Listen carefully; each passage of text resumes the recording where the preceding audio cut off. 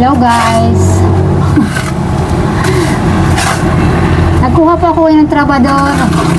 Yan si Kuya, pogi oh. Tingnan niyo oh. Yan, umusingo na si Kuya oh. Ayan, kasi yung ano namin, yung bubungan, tatarakdo na. Kaya yan, nagkuha ako ng mag-aayos si Kuya.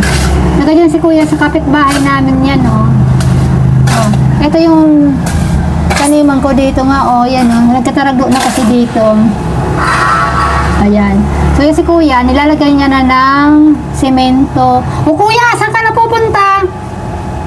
Tingnan niyo yan oh. Oh, nang binidyo ko, malis na si Kuya. Tingnan mo, ang kalat-kalat na ginawa niya guys sa akin, mga pananim dyan no. Oh, ayan oh. Ito na yung ano ko, yung mga taniman ko oh, parang binagyo. Oh, nakita nyo yan. Oh, yan yung ano. Oh. Kuya, pwede bang ipakita ko yung mukha mo? Wow. Ah, bakit? Tingnan mo yung damit mo, nagkasarimintuhan na Kuya oh.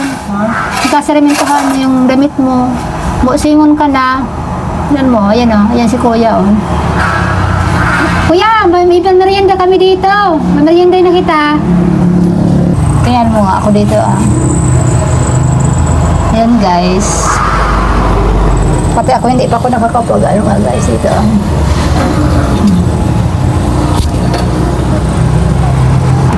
Oh, ayan si Kuya oh. Ayan, ayusin mo ko yung mabuti ha para yung panghalian ko dyan, nagulay ako dyan ng dahon ng ampalaya. Ha, magugulay ako dahon ng ampalaya. Kumakain ka ba yung Kuya?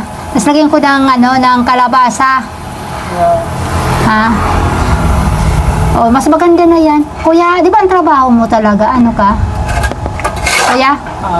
Anong trabaho mo talaga? Computerized construction worker. Ah, computerized construction worker. Ayun. Ah, nag-program ka pala Kuya.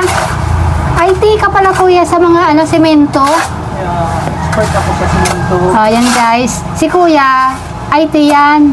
IT yan si Kuya ng mga semento. Ayun siya. Gumagawa kong automated na semento. Oh, gumagawa din siya ng automated na semento. Ayaw niya pakita muna yung kanya na face niya kasi nahihiya daw siya guys.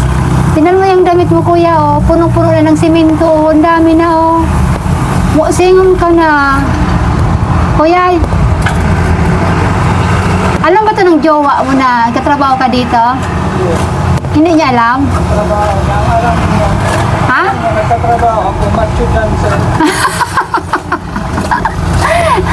Ang alam mo niya, katrabaho ka. Oh, so yan guys, si Kuya.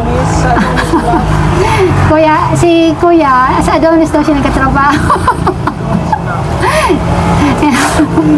So yan, sa ngayon, part-time na ni Kuya ngayong araw na ito. So, andito siya sa amin. Kapitbahay namin ng si Kuya, buti nga napag-ano ko, wala kasi ako dito mapag-utusan. Okay na sa'yo Kuya, 500 na lang bayad ko ah. So yan, wala na si Kuya, malis na. Bye-bye na daw. Thank you, sabi niya.